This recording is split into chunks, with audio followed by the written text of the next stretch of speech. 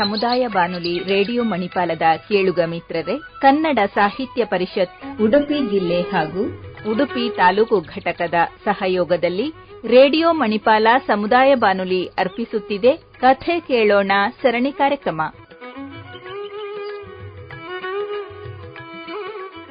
ಕೇಳುಗರೆ, ಇಂದಿನ ಕಥಾವಾಚಕರು ಬರಹಗಾರರು ಮತ್ತು ರಂಗಭೂಮಿ ಕಲಾವಿದರಾಗಿರುವ ರಾಜೇಶ್ ಭಟ್ ಪಣಿಯಾಡಿ. ನಮಸ್ಕಾರ. ಈ ಕಥೆಯ ಶೀರ್ಷಿಕೆ ದೀಪಾವಳಿಯ ಆ ಕರಾಳ ರಾತ್ರಿ. ಅಂದು ಮುಸ್ಸಂಜೆ ಜಾರಿ ಕತ್ತಲು ಮುಗಿಲನ್ನು ಆವರಿಸಿಕೊಳ್ಳುತ್ತಿತ್ತು. ಮೇಘಗಳು ನೀರನ್ನೆಳೆದುಕೊಂಡು ಈಗಲೋ ಆಗಲೋ ಎಂದು ಹೆರಲು ತಯಾರಿ ನಡೆಸಿರುವ ಬಸುರಿ ಬೇನೆಯಿಂದ ನರಳುತ್ತಿರುವ ಬಸುರಿಯಂತೆ ಭಾರವಾದ ಹೊಟ್ಟೆ ಹೊತ್ತಿತ್ತು. ನಡುವೆ ಅಲ್ಲೊಂದು ಇಲ್ಲೊಂದು ಬೆಳ್ಳಿಗೆರೆಗಳು ಮುಗಿಲನ್ನು ಸೀಳುತ್ತಾ ಗುಣುಗುತ್ತಾ ಇಣುಕಿ ನೋಡುತ್ತಿದ್ದವು. ಈ ನಡುವೆ ಮನೆಗಳ ಅಂಗಳದಲ್ಲಿ ಮುಂದಿನ ಕರಾಳ ಕ್ಷಣಗಳನ್ನು ಅರಿಯದ ಹಣತೆಯ ದೀಪಗಳು ಯಾರ ಪರಿವೆಯೇ ಇಲ್ಲದೆ ಆಗಸವನ್ನ ದಿಟ್ಟಿಸುತ್ತಿದ್ದವು. ಹೌದು, ಇಡೀ ಊರೇ ಬರುವ ಸಂಭ್ರಮದ ದೀಪಾವಳಿ ಹಬ್ಬಕ್ಕೆ ಸ್ವಾಗತ ಕೋರುತ್ತಿದ್ದವು. ಈ ಮಧ್ಯೆ ಬರಸಿಡಿಲುಗಳಿಗೆ ನಾವೇನೂ ಕಮ್ಮಿ ಇಲ್ಲ ಎಂಬಂತೆ ಅಲ್ಲಲ್ಲಿ ಸಿಡಿಮದ್ದುಗಳು ಗುಡುಗಿನ ಜೊತೆ ಧ್ವನಿಗೂಡಿಸುತ್ತಿದ್ದವು. 5 ವರ್ಷದ ಪುಟ್ಟ ಹುಡುಗ ಮನು ಅಮ್ಮನಲ್ಲಿ ಕೇಳಿತು, ಅಮ್ಮ ಅಮ್ಮ ಅದು ಎಂತಮ್ಮ ಶಬ್ದ? ಗೊತ್ತಿದ್ದು ಕೇಳುವ ಮಗುವಿನ ಮನದೊಳಗಿನ ಆಸೆಯನ್ನು ಅರಿತರೂ ಏನು ಭಾವನೆಯನ್ನ ತೋರಿಸದೆ, ನಾಳೆ ದೀಪಾವಳಿ ಅಲ್ವಾ ಮಗ, ಅದಕ್ಕೆ ಮಕ್ಕಳೆಲ್ಲ ಪಟಾಕಿ ಹೊಡಿತಾ ಇದ್ದಾರೆ. ಅಮ್ಮ, ನಂಗೂ ಪಟಾಕಿ ತೆಗೆಸಿಕೊಡಮ್ಮ, ನಾನು ಬಿಡ್ತೇನೆ. ಇನ್ನು ಬೇರೆ ಪ್ರಶ್ನೆ ಕೇಳುವ ಮೊದಲೇ ನನಗೆ ಕಿರಿಕಿರಿ ಮಾಡಬೇಡ, ಅಕ್ಕನೊಟ್ಟಿಗೆ ಆಡ್ಕೋ ಹೋಗೋ ಅಂತ ಮಗನಿಗೆ ಗದರಿಸಿದ್ಲು ತಾಯಿ. ಪಾಪ, ಪೆಚ್ಚು ಮೂರೆ ಮಾಡಿಕೊಂಡ ಮಗುವನ್ನು ದಿಟ್ಟಿಸುತ್ತಾ ಒಳಗೊಳಗೆ ನೊಂದಳು. ದೊಡ್ಡ ಮಗಳು ಸುರೇಖಾ ಮತ್ತು ಮನು ಶಾಲೆಯಿಂದ ಬೇಗ ಬಂದರೂ 2ನೇ ಮಗಳು ರಾಧಿಕಾ ಮುಸ್ಸಂಜೆ ಹೋಗಿ ಕತ್ತಲಾದ್ರೂ ಬರದೇ ಇದ್ದಾಗ ತಾಯಿ ಹೃದಯ ಕಂಗಾಲಾಯಿತು. ಕೆಟ್ಟ ಯೋಚನೆಗಳು ಆಕೆಗೆ ಬರಲಾರಂಭಿಸಿದವು. ಯಾರಲ್ಲೂ ಹೇಳಿಕೊಳ್ಳಲಾಗದ ವೇದನೆ ಅನುಭವಿಸುತ್ತಾ ಕಿಟಕಿ ಬಾಗಿಲಿನಿಂದ ಹೊರಗೆ ಇಣುಕುತ್ತಾ ಅತ್ತಿಂದಿತ್ತ ಇತ್ತಿಂದತ್ತ ಓಡಾಡುತ್ತಾ ತಳಮಳಗೊಳ್ಳುತ್ತಿದ್ದಳು. ಅಷ್ಟರಲ್ಲಿ ಯಾರೋ ಮಾತಾಡಿಕೊಂಡು ಹೋಗುವುದು ಕೇಳಿಸಿತು ಆಕೆಗೆ. ಆ ಕಾಡಿನ ಮಧ್ಯೆ ಯಾರೋ ಒಂದು ಹೆಣ್ಣು ಮಗು ಕೂಗ್ತಾ ಇದ್ದ ಹಾಗೆ ಕೇಳಿಸ್ತಾ ಇದೆಯಲ್ವಾ? ಏನೋ ಮಾರಾಯ, ಅಲ್ಲ ಭೂತ ಪ್ರೇತ ಇರ್ಬೋದ? ಇಷ್ಟು ಬೇಗ ಭೂತ ಪ್ರೇತನ? ಅದು ಕತ್ತೆ 12 ಗಂಟೆ ಮೇಲೆ, ಇಷ್ಟು ಬೇಗ ಎಲ್ಲಿ ಇವೆ ಭೂತ ಪ್ರೇತಗಳು? ಏನೋ ಮಾರಾಯ. ಅಯ್ಯೋ ದೇವ್ರೆ, ಅದು ನನ್ನ ಮಗಳು ಆಗದೇ ಇರಲಿ ಎಂದು ಪ್ರಾರ್ಥಿಸುತ್ತಾ ಇನ್ನು ತಡ ಮಾಡಿದ್ರೆ ಒಳ್ಳೆಯದಲ್ಲ ಅಂತ ಕೈಯಲ್ಲೊಂದು ಚಿಮುಣಿ ಬುಡ್ಡಿ ಮತ್ತು ಇನ್ನೊಂದು ಕೈಯಲ್ಲಿ ಕಡ್ಡಿ ಮುರಿದ ಕೊಡೆ ಹಿಡಿದುಕೊಂಡು ಮಗಳನ್ನು ಹುಡುಕುತ್ತಾ ಕತ್ತಲಲ್ಲಿ ಹೊರಟಳು ತಾಯಿ. ಉಳಿದೆರಡು ಮಕ್ಕಳು ಗಾಬರಿಯಿಂದ ಮಂದ ದೀಪದ ಅಡಿಯಲ್ಲಿ ಮನೆಯ ಮಂಚದ ಮೂಲೆ ಸೇರಿಕೊಂಡವು. ರಸ್ತೆ ಬದಿಯ ಕರಿ ನಾಯಿಯೊಂದು ಮುಖ ಮೇಲೆತ್ತಿ ಅಪಸ್ವರದಿಂದ ಕೂಗುತ್ತಿದ್ದರೆ, ಥು, ಹಾಳಾದ್ದು, ಬೊಗಳಿ ಸಾಯ್ತದೆ ನಾಯಿಗೆ ಹುಟ್ಟಿದ್ದು ಎಂದು ಶಪಿಸುತ್ತಾ ಮುಂದಡಿಯಿಟ್ಟಳು. ಹೆದರಿಕೊಂಡೇ ಕಾಡಿನತ್ತ ಹೆಜ್ಜೆ ಹಾಕುತ್ತಿದ್ದಂತೆ ಹತ್ತು ಕರೆದು ಬಳಲಿ ಬೆಂಡಾದ ಒಂದು ಜೀವ ಅಮ್ಮ ಅಮ್ಮ ಅನ್ನುವ ಕ್ಷೀಣ ಧ್ವನಿಯೊಂದು ಕಿವಿಗೆ ಬಿತ್ತು. ದೀಪವನ್ನ ತುಸು ಮೇಲೆತ್ತಿ ದೃಷ್ಟಿ ಹಾಯಿಸಿದಾಗ ನಡೆಯಲಾಗದೆ ಅಸಹಾಯಕಳಾಗಿ ಬಿದ್ದು ತೊಳಲುತ್ತಿದ್ದ ಮಗಳನ್ನು ಕಂಡು, ಅಯ್ಯೋ ಮಗಳೇ ನನ್ನ ಕಂದ ಎಂದು ಗೋಗರೆಯುತ್ತ ಆಕೆಯನ್ನು ಬಾಚಿ ತಬ್ಬಿಕೊಂಡು ಎದೆಗೊತ್ತಿಕೊಂಡಳು ತಾಯಿ. ಮಗಳ ಕಾಲೆರಡೂ ಬಲ ಕಳೆದುಕೊಂಡಿದ್ದವು. ನಡೆಯಲಾಗುತ್ತಿರಲಿಲ್ಲ ಆಕೆಗೆ. ಒಂದು ಕೈಯಲ್ಲಿ ಚಿಮುಣಿ ದೀಪ, ಇನ್ನೊಂದು ಕೈಯಲ್ಲಿದ್ದ ಕೊಡೆಯನ್ನು ಬಿಸಾಕಿ 12 ವರ್ಷದ ಬಾಲೆಯನ್ನು ಕಂಕುಳದಲ್ಲಿ ಎತ್ತಿಕೊಂಡು ಆಗ ತಾನೇ ಸುರಿಯಲು ತೊಡಗಿದ್ದ ಮಳೆಯಲ್ಲಿ ಅಳುತ್ತಾ ಗೋಗರೆಯುತ್ತಾ ಮನೆ ಸೇರಿದಳು ತಾಯಿ. ಕೂಡಲೇ ವೈದ್ಯರ ಬಳಿ ಕರೆದುಕೊಂಡು ಹೋಗಲು ಬೇಕಾದ ವ್ಯವಸ್ಥೆಯಾಗಲಿ ದುಡ್ಡಾಗಲಿ ಇರದೇ ಇದ್ದ ಕಾರಣ ಬಡತನವನ್ನು ಶಪಿಸುತ್ತಾ ಮಗಳನ್ನು ಆ ಸಂದರ್ಭದಲ್ಲಿ ಮಾತನಾಡಿಸದೆ ಆ ದಿನದ ಕರಾಳ ರಾತ್ರಿಯನ್ನು ಕಳೆದದ್ದಾಯಿತು. ಮರುದಿನ ಬೆಳಿಗ್ಗೆ ಸಮಾಧಾನದಲ್ಲಿ ಮಗಳನ್ನು ವಿಚಾರಿಸಿದಾಗ ರಾಧಿಕಾ ಹೇಳಿದ್ದು ಹೀಗೆ: ಅಮ್ಮ, ನಾನು ಉತ್ತ ಲೆಕ್ಕನ ತಪ್ಪು ಬರ್ದೆ ಅಂತ ಮತ್ತೆ ಬೋರ್ಡಲ್ಲಿ ಬರೆದದ್ದು ತಪ್ಪು ಓದಿದೆ ಅಂತ ಮಾಸ್ಟ್ರು ನನ್ನನ್ನು ಹೊರಗೆ ಸ್ಟೇಜಿನ ಮೇಲೆ ನಿಲ್ಲಿಸಿದ್ರಮ್ಮ. ಆದ್ರೆ ಸಾಯಂಕಾಲ ಶಾಲೆ ಬಿಟ್ಟು ಎಲ್ರೂ ಮನೆಗೆ ಹೋದ್ರು ನಾನು ಅಲ್ಲೇ ಇದ್ದೆ. ಕೊನೆಗೆ ಮಾಸ್ಟ್ರು ಲೇಟ್ ಆಗಿ ಮನೆಗೆ ಹೊರಡುವಾಗ ನನ್ನನ್ನು ನೋಡಿ, ಇಲ್ಲೇ ಇನ್ನೂ ಏನು ನಿಂತ್ಕೊಂಡಿದ್ದಿ, ಹೋಗು ಮನೆಗೆ ಅಂತ ಬೈದು ಕಳಿಸಿದ್ರು. ಆದ್ರೆ ಆಗ್ಲೇ ಕತ್ಲೆ ಆಗಿಬಿಟ್ಟಿತ್ತಮ್ಮ. ನಾನು ಕಾಡುದಾರಿಯ ಹತ್ರ ಬರುವಾಗ ಪೂರ್ತಿ ಕತ್ತಲಾಯ್ತು. ನನ್ನೊಟ್ಟಿಗೆ ಯಾರೂ ಇರಲಿಲ್ಲ, ನಾನು ಒಬ್ಬಳೇ. ತುಂಬಾ ಹೆದರಿಕೆ ಆಯ್ತಮ್ಮ. ಜೋರು ಅಳು ಬಂತು. ಹತ್ಕೊಂಡೇ ಬರ್ತಿದ್ದೆ. ಅದು ಅಲ್ಲದೆ ಕಾಡಲ್ಲಿ ಭೂತ ಇದೆ, ಪ್ರೇತ ಇದೆ ಅಂತ ಎಲ್ಲ ಆಗಾಗ ನನ್ನ ಫ್ರೆಂಡ್ಸ್ ಬೇರೆ ಬೇರೆ ಹೇಳ್ತಾ ಇದ್ರು ಅಮ್ಮ.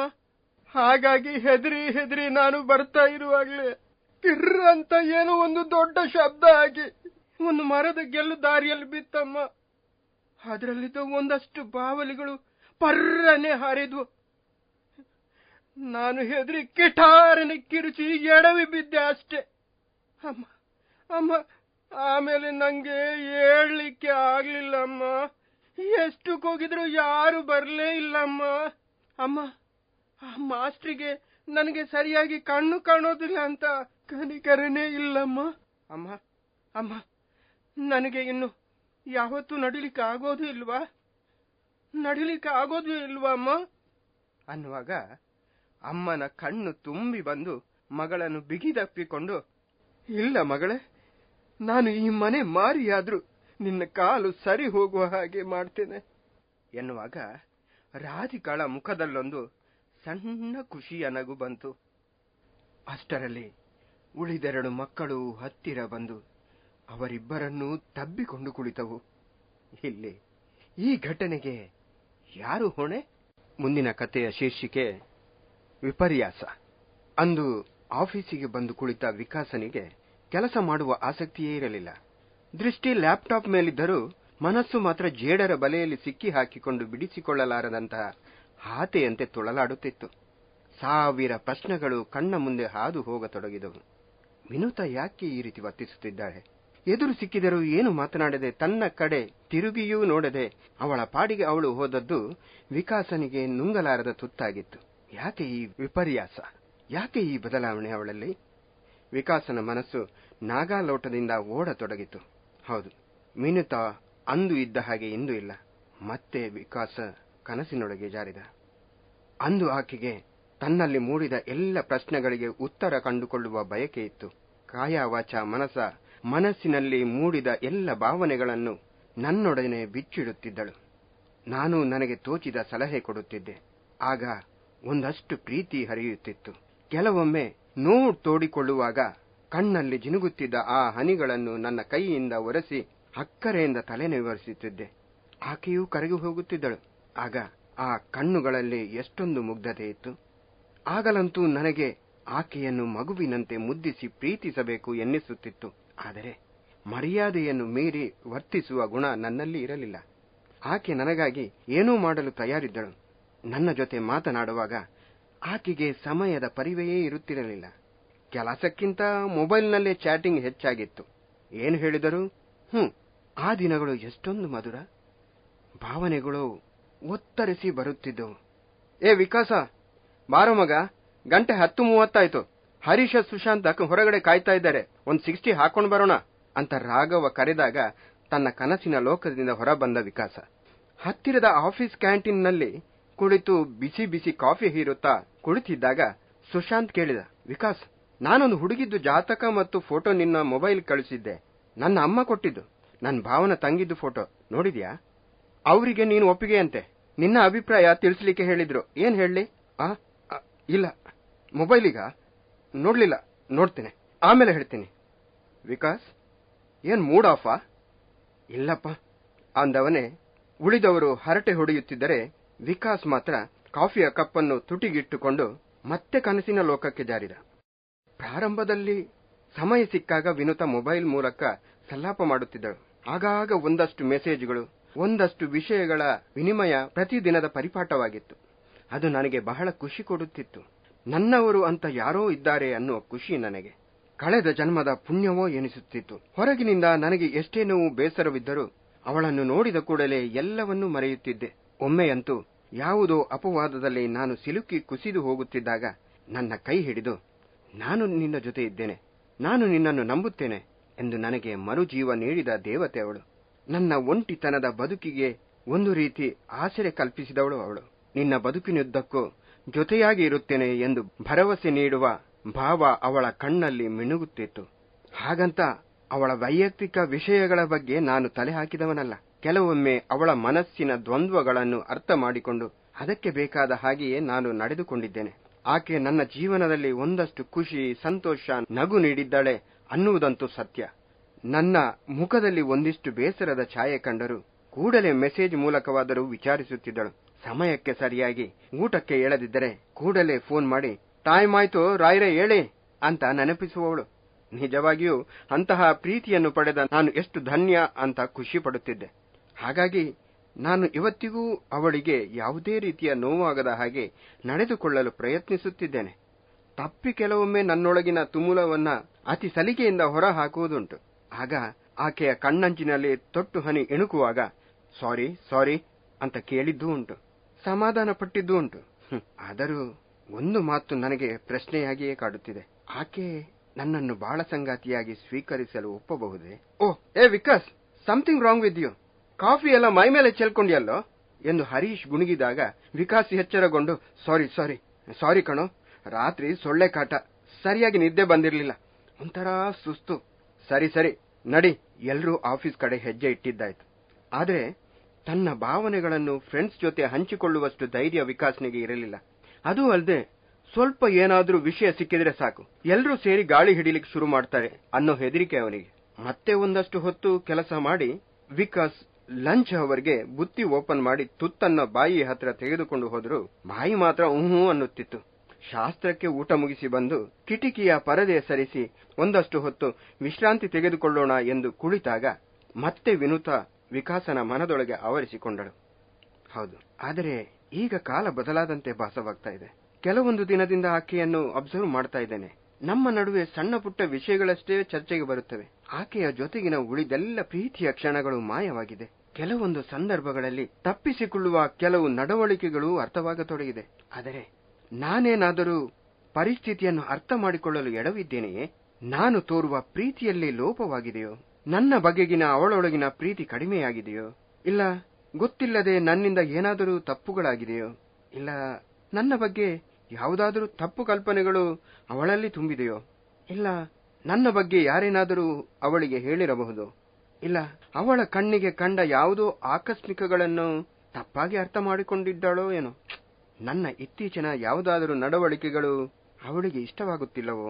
ಇಲ್ಲ ಕೆಲಸದ ಜವಾಬ್ದಾರಿಯ ಒತ್ತಡವೋ? ಅದೂ ಇಲ್ಲ. ಅವಳ ಇಷ್ಟಗಳಲ್ಲಿ ಏನಾದರೂ ಬದಲಾವಣೆಗಳು? ನಾನು ಹಾಗೆ ಬದುಕಬಾರದು, ಹೀಗೆ ಬದುಕಬೇಕು ಎಂಬ ಅವಳ ತನ್ನೊಳಗಿನ ಸಮಜಾಯಿಷಿಕೆಯೋ? ಅರ್ಥವಾಗದ ಎಷ್ಟೊಂದು ಪ್ರಶ್ನೆಗಳು. ನಾನು ಈವರೆಗೂ ಆಕೆಯ ಇಷ್ಟದ ವಿರುದ್ಧ ನಡೆದುಕೊಂಡದ್ದಿಲ್ಲ. ಸದ್ಯದ ಸತ್ಯ ಅರ್ಥ ಆಗದೆ ನಾನಂತೂ ತುಂಬಾ ತೊಳಲಾಟದಲ್ಲಿ ಸಿಕ್ಕಿ ಬಿದ್ದಿದ್ದೇನೆ. ಯಾವುದೇ ರೀತಿಯ ನಿರ್ಧಾರ ತೆಗೆದುಕೊಳ್ಳಲು ಸಾಧ್ಯವಾಗದೆ ನೊಂದಿದ್ದೇನೆ. ಏನು ಮಾಡಲಿ? ಸಮಯ ಕಳೆಯುವುದೇ ಕಷ್ಟವಾಗಿದೆ ನನಗೆ. ಯಾಕೆ ವಿನುತಾ ನನಗೆ ಈ ರೀತಿಯ ನೋವು ಕೊಡುತ್ತಿದ್ಯಾ? ಕರುಣಾಳು ಬಾ ಬೆಳಕೆ ಬದುಕಿನಿ ಕತ್ತಲಲ್ಲಿ ಕೈ ಹಿಡಿದು ನಡೆಸೆನ್ನನು ಎಂದು ವಿಕಾಸ್ನ ಮೊಬೈಲ್ನ ರಿಂಗ್ ಟೋನ್ ಗುಣುಗಿದಾಗ ಎಚ್ಚರಗೊಂಡವನೇ ಕಾಲ್ ರಿಸೀವ್ ಮಾಡುತ್ತಾನೆ. ವಿಕಾಸ್ ಪ್ಲೀಸ್, ನನ್ನನ್ನು ಇವತ್ತು ಮನೆಗೆ ಡ್ರಾಪ್ ಮಾಡ್ತೀಯಾ? ಅಮ್ಮನಿಗೆ ತುಂಬಾನೇ ಹುಷಾರಿಲ್ಲ ಕಣೋ. 1 ತಿಂಗಳಿಂದ ಹೊಟ್ಟೆಯಲ್ಲಿ ಏನೋ ನೋವು ಅಂತ ಇದ್ದಾಳೆ. ಹಾಗಾಗಿ ನನ್ ಮನ್ಸೂ ಸರಿ ಇಲ್ಲ. ತುಂಬಾನೇ ಟೆನ್ಷನ್ ಆಗ್ತಾ ಇದೆ ಕಣೋ. ಅಂದಹಾಗೆ ನನ್ನ ಅಮ್ಮ ಮೊನ್ನೆ ಆಸ್ಪತ್ರೆ ಹತ್ರ ನಿನ್ಗೆ ಸಿಕ್ಕಿದ್ರಂತಲ್ವಾ? ನೀನೇ ಮನೆ ತನಕ ಬೇಡ ಬೇಡ ಅಂತಂದ್ರು ಬಿಟ್ಟು ಹೋದಿಯಂತೆ. ತುಂಬಾ ಒಳ್ಳೆ ಹುಡುಗ, ತುಂಬಾ ಹೆಲ್ಪ್ಫುಲ್ ಅಂತ ಅಪ್ಪನ ಹತ್ರ ಹೊಗಳ್ತಾ ಇದ್ರು ಅಮ್ಮ. ಮತ್ತೆ ನಿನ್ನೆ ಬೇರೆ ಹೇಳಿದ್ರು, ನಿನ್ ಫ್ರೆಂಡ್ ವಿಕಾಸ್ನ ಹತ್ರ ಮಾತಾಡಬೇಕು ಅನ್ನಿಸ್ತಾ ಇದೆ. ಪಾಪ ಒಂಟಿ ಹುಡುಗ, ಒಂದು ದಿನ ಸಾಯಂಕಾಲ ಟೀಗ್ ಕರಿ ಅಂತಂದ್ರು. ಬರ್ತಿತಾನೆ ವಿಕಾಸ್? ಓಕೆ, ಮತ್ತೆ ಮಾತಾಡ್ತೇನೆ, ಬಾಯ್. ವಿಕಾಸ್ನ ಹೃದಯ ಒಮ್ಮೆಗೆ ಗಾಳಿಯಲ್ಲಿ ಹಾರಾಡುವಷ್ಟು ಹಗರವಾಯಿತು. ಹುಚ್ಚು ಮನಸ್ಸು ಏನೇನೋ ಬೇಡದಿದ್ದದ್ದು ಓವರ್ ಆಗಿ ಥಿಂಕ್ ಮಾಡ್ತದೆ. ವಿನುತಾ ಇದ್ದ ಹಾಗೇನೆ ಇದ್ದಾಳೆ ಪಾಪ. ಮನೆಯಲ್ಲಿ ಯಾರಿಗಾದ್ರೂ ಹುಷಾರಿಲ್ಲದಿದ್ರೆ ಮನೆಯವರಿಗೆ ಎಲ್ರಿಗೂ ಬೇಸರ ಇದ್ದೇ ಇರ್ತದೆ ಅಲ್ವಾ? ನಾನೇ ಸುಮ್ನೆ ವಿನಾಕಾರಣ ತಲೆ ಕೆಡಿಸಿಕೊಳ್ಳುತ್ತಿದ್ದೇನೆ ಅಂತ ಅನಿಸ್ತಾ ಇದೆ ಎಂದುಕೊಳ್ಳುತ್ತಾ ಮೊಬೈಲ್ ಅನ್ನ ಪ್ರೀತಿಯಿಂದ ನೋಡುತ್ತಾ ಎದೆಗೆ ಒತ್ತಿಕೊಂಡು ತನ್ನ ಕೆಲಸದ ಚೇರ್ ಮೇಲೆ ನೆಮ್ಮದಿಯ ಉಸಿರಾಡುತ್ತಾ ಕುಳಿತುಕೊಳ್ಳುತ್ತಾನೆ ವಿಕಾಸ್. ನನ್ನ ಈ ಕತೆಗಳನ್ನು ಕೇಳಿದ ಎಲ್ಲರಿಗೂ ನನ್ನ ವಂದನೆಗಳು. ಕೇಳುಗ ಮಿತ್ರರೇ, ಇದುವರೆಗೆ ತಮ್ಮ ಸ್ವರಚಿತ ಕಥೆಯನ್ನು ವಾಚಿಸಿದವರು ಬರಹಗಾರರು ಮತ್ತು ರಂಗಭೂಮಿ ಕಲಾವಿದರಾಗಿರುವ ರಾಜೇಶ್ ಭಟ್ ಪಣಿಯಾಡಿ. ಕನ್ನಡ ಸಾಹಿತ್ಯ ಪರಿಷತ್ ಉಡುಪಿ ಜಿಲ್ಲೆ ಹಾಗೂ ಉಡುಪಿ ತಾಲೂಕು ಘಟಕದ ಸಹಯೋಗದಲ್ಲಿ ರೇಡಿಯೋ ಮಣಿಪಾಲ ಅರ್ಪಿಸುತ್ತಿರುವ ಕಥೆ ಕೇಳೋಣ ಸರಣಿ ಕಾರ್ಯಕ್ರಮ ಇಲ್ಲಿಗೆ ಮುಕ್ತಾಯವಾಯಿತು. ಮುಂದಿನ ಕಥೆ ಕೇಳಲು ಮತ್ತೆ ಭೇಟಿಯಾಗೋಣ.